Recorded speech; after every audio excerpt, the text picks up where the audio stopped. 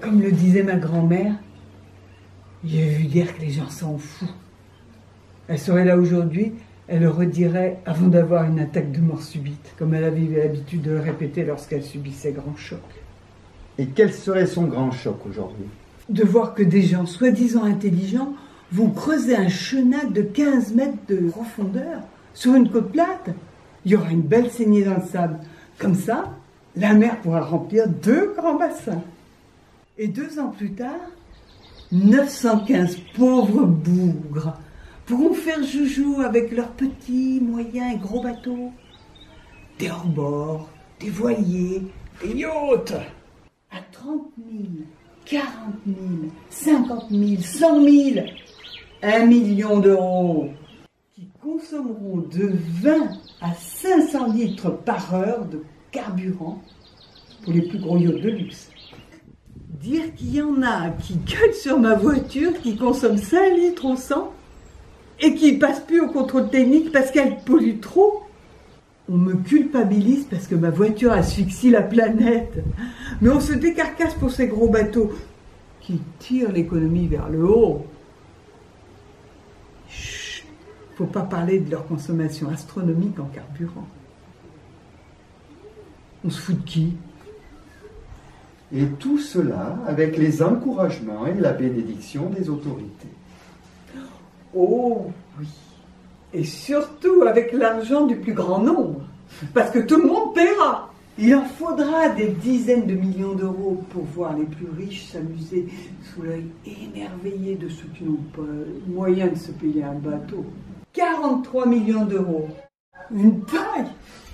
Tout le monde sait que les budgets d'investissement prévisionnels ne sont jamais respectés. Alors allons-y, dépensons sans compter. J'ai lu que le conseil départemental, dans son journal de la Vendée d'août 2019, se réjouissait du feu vert du préfet. Il faut que son président nous explique pourquoi il est si fier des 250 km de côte protégée. En écrivant: la côte sauvage vendéenne est un endroit préservé qu'il faut pérenniser. Et qu'en même temps, il se réjouit que le futur port de Bretignolles attaque sérieusement la dune. Ils sont fous là-haut, ou ils se fichent de nous? N'empêche que ça fera un beau spectacle gratuit pour les plus pauvres. Ils n'auront pas intérêt à pleurnicher, ceux-là. On leur enlève un bout de plage où ils ne faisaient rien, sauf bronzer, patauger, pour leur donner un spectacle vivant. Des beaux bateaux qui ont de la gueule. De quoi se plaignent-ils? Ce sont pas eux qui font tourner l'économie? Il y a un énorme bémol. Comme la mer attaque et avale de plus en plus de côtes, on peut prévoir que nos élus sont en train de travailler au scénario d'un film d'horreur qui s'appellera Cynthia 2, le retour. Le déferlement d'une grosse vague qui fera valser tous ces jolis bateaux, avec un lourd bilan humain et des pertes astronomiques. Exactement. Si le port se réalise, imaginez la ronde infernale des bulldozers qui arrachent, creusent profondément, massacrent la côte dans un fracas assourdissant. Puis viendront les tonnes de gros rochers, le béton en veux-tu en voilà pour les digues. Il faudra que la mer remplisse les 2 immenses bassins où s'amarreront les centaines de voiliers de yachts. Maintenant, imaginez un soir sombre de décembre, avec une forte marée et des vents qui hurlent à la mort. Les éclairs aveuglent, le tonnerre terrifie, même les moineaux. Tout le monde attend, angoissé et tremblant. La météo a annoncé des phénomènes dangereux d'une intensité exceptionnelle, entre cyclones et tsunamis. Barricadez-vous. Ce soir-là, ce pourrait être Apocalypse Now à Bretignolles.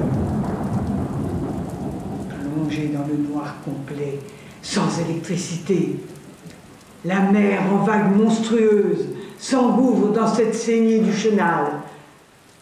Et ça va saigner! De puissantes lames envoient valser les coques qui s'éventrent. Les mâts se brisent. Tout s'enchevêtre dans un vacarme d'enfer.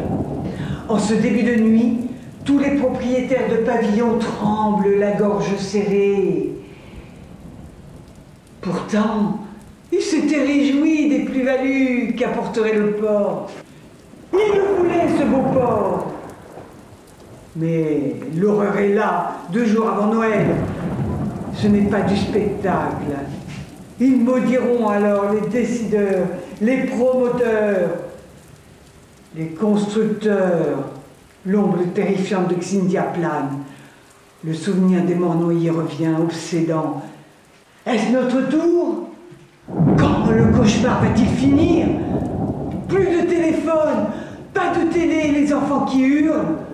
L'angoisse, l'angoisse, la peur qui tétanise, fait transpirer et trembler.